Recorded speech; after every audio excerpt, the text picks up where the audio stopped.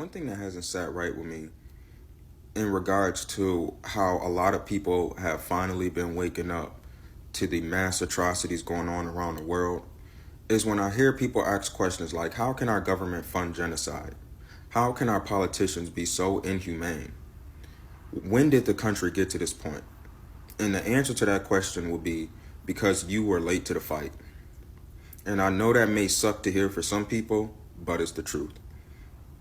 Do you think if you were to bring these issues to a black person, a brown person, or indigenous person, even if they never heard about these issues before, do you think they would be shocked?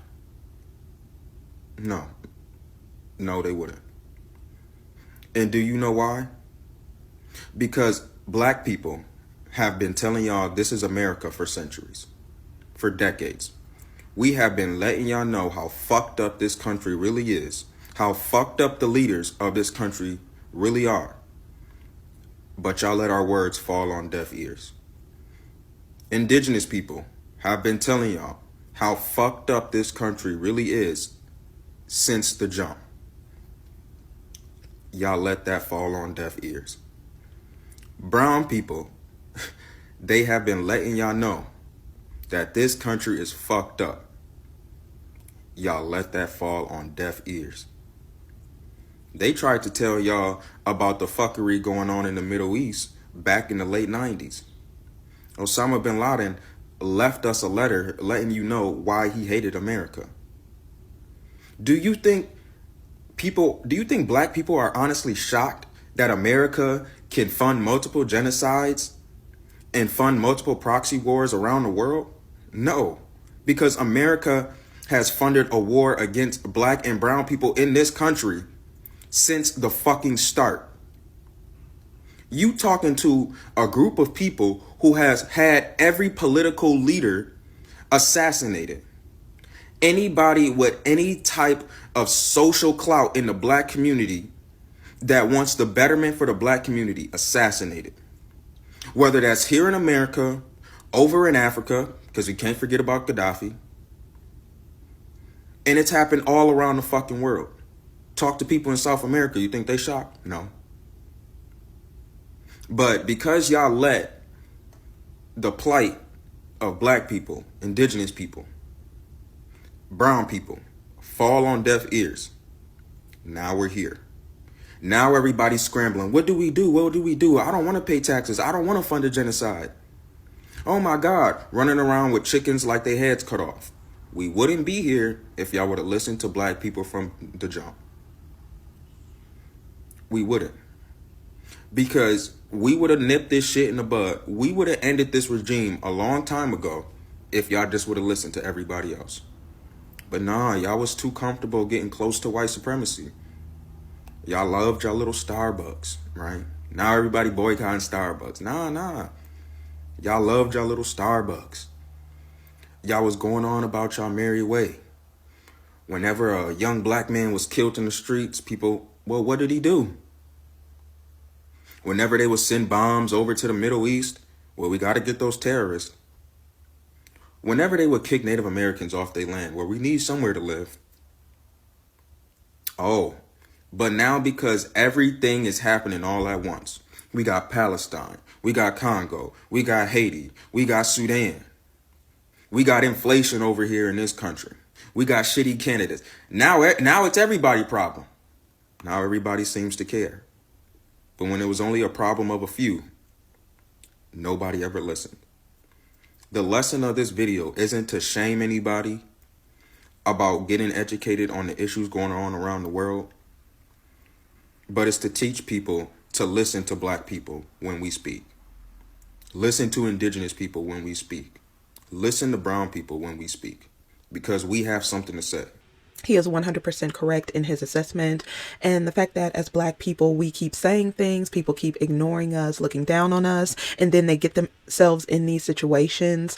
There should be no more talking. There should be no more allyship. There should be no assistance, because like the situation that's going on in Palestine, I could have sworn I did a video maybe in 2015, 2017 about this nobody really cared. The Congo, this has been happening for a very long time, and just now in 2023 people want to get on board because they feel the pain here in America, which is what I speak on. This is where I am.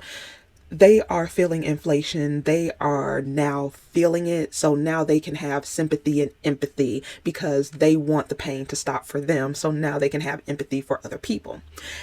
We are always shut down. We're always told, we shouldn't be talking about things. We need to let things go, and we're not correct, looked down upon. So now, since all of this has happened, they need to learn. Some people have to bump their head really hard and a couple of times before they learn, because when discrimination and horrible actions happen like this to a certain group, it never stays with just that group. They may be the primary target, but the bloodlust and hunger for what has been going on will then reach its tentacles out to touch other people as well as the originators.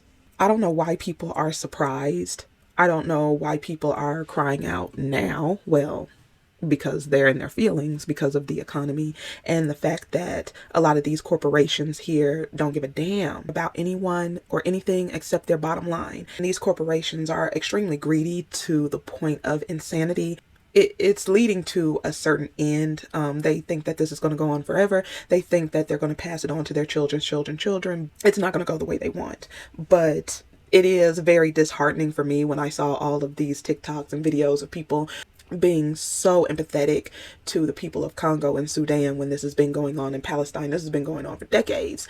And just now they want to jump on the train as if, right, they couldn't have asked their good black friend, because, a lot of them have a good black friend about this and what has been going on. This is nothing new. This is the United States of America. The Europeans came over here and dang near eliminated all of the native people off this land and took it. And then also Tulsa, Oklahoma, the government dropped bombs on black people because we respected their wishes to segregate, and they came up with an excuse, the whole Emmett Till thing, something like that, to go ahead and rob, pillage, and destroy black people in their little corner. They cannot leave us alone. They say, we don't want you around. X, Y, and Z reason. Okay, fine. We'll have this little town over here. And Rosewood is not the only town that this happened to. And we are minding our own business, and here they come. It is what I call a parasitic relationship. It is very weird. It's abusive, and it's weird. It's creepy. And it is a parasitic host relationship where they need the host to survive, but they are literally killing the host, which in the end will harm them. But yes, people have not been listening. They don't care. They have this sense of superiority until the few people who have been who hold the majority of the wealth, who look down on the expendables, until they started showing their ass. So now we all need to band together. And no, I'm not voting. No, I'm not banding together in allyship. They need to learn the lesson the hard way, since that's the road they chose. But I did want to go over the letter, because I didn't hear about this letter. I didn't even know this letter was out there at the time on The Guardian. And as you can see, it was removed, like as if nobody was going to have like a copy of it or screenshots of it. It's ridiculous. This is why they get so mad when people say that the ish people run everything. They even went after Jay-Z for a line in his song. And I'm like, hit dogs holler. Because you could have minded your own business and nobody even would have noticed the line like that. Nobody was talking about it. People were listening to the song. They didn't even come up. They are always inserting themselves in situations. And that's what guilty people do. Nobody can say anything negative about these people. And it mirrors the United States. Like, people have this patriotic, America is the greatest. Yeah, we have a few things wrong, but this is the land of opportunity and beauty, and it's bullshit. For a certain demographic, for a few people in a certain demographic, yes, but it's come full circle. It's come full circle. And these people are right back in the position they were when they were in Europe, being ruled by a wealthy class. And all the while, the goal was completed by their complicity with all of the isms under the sun. So I wanted to go over the letter just to see what he said. The blood pouring out of Palestine must be equally revenged. You must know that the Palestinians do not cry alone. Their women are not widowed alone. Their sons are not orphaned alone. So this is speaking about atrocities against Palestinians and the men and the male children being taken out. You attacked us in Somalia. You supported the Russian atrocities against us in Chechnya, the Indian oppression against us in Kashmir, and the Jewish aggression against us in Lebanon. Under your supervision, consent, and order, the governments of our countries, which act as your agents, attacked us on a daily basis. And that is something that's little known, that at one point they were in a kind of allyship with the U.S. These governments prevent our people from establishing the Islamic Sharia, using violence and lies to do so. These governments give us a taste of humiliation and place us in a large prison of fear and subdual. These governments steal our wealth and sell them to you at a paltry price. These governments have surrendered to the Jews and handed them most of Palestine, acknowledging the existence of their state over the dismembered limbs of our own people. Basically, they were trying to figure out a place to settle the Ish people, and there was a lot of different countries that they were looking at, so they decided to place them there in the Middle East, which would aid in the United States and the European nations' special interest, because they needed an ally there so they could keep an eye on things and also steal the resources, which is what they're doing now in Sudan and Congo. You steal our wealth and oil at paltry prices because of your international influence and military threat. This theft is indeed the biggest theft ever witnessed by mankind in the history of the world, which is true. The stealing of the oil, which, there's a comedian that did a joke about it, which is true. The U.S. has always used their military to threaten everyone and bring them to heel. And it's not like causing a war or sending over soldiers. The advanced weaponry that they have now, all the military bases that they have everywhere to try and watch everyone at all times and keep them under U.S. control. They just take whatever they want. Diamonds, gold, copper, cobalt, every mineral that is listed in these nations that they are taking, you can find a company over here that's using it. Israel is definitely protected and paid handsomely for this theft. And now that these corporations have gotten beside themselves, and now they don't even care about the customers that they serve, and they are so greedy that they are price gouging, now the people in the United States have a problem with them and rallying against them, as well as people internationally. Your forces occupy our countries, you spread your military bases throughout them, you corrupt our land, and you besiege our sanctities to protect the security of the Ish people and to ensure continuity of your pillage of our treasures. You have starved the Muslims of Iraq, where children die every day. It is a wonder that more than 1.5 million Iraqi children have died as a result of your sanctions, and you did not show concern. Yet when 3,000 of your people died, the entire world rises and has not sat down since. And that is 100% true. They have been going on and on about this 9/11. But what's really interesting is they never go on and on about or bring up the homegrown terrorists that have bombed buildings, and it's a rich history of that.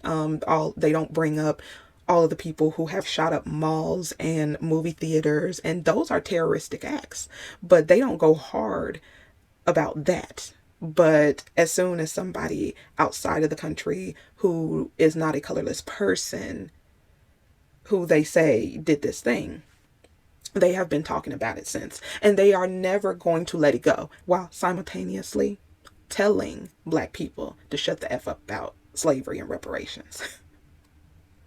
Right.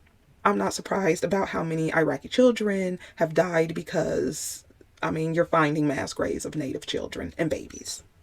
You have supported the Ish people in their idea that Jerusalem is their eternal capital and agreed to move your embassy there. With your help and under your protection, the Israelis are planning to destroy the mosque under the protection of your weapon. Sharon entered the mosque to pollute it and to prepare to capture and destroy it.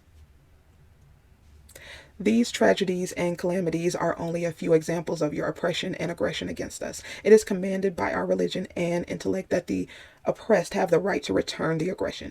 Do not await anything from us but jihad, resistance, and revenge. Is it in any way rational to expect that after America has attacked us for more than half a century, that we will then leave her to live in security and peace? That is a very telling ending to this.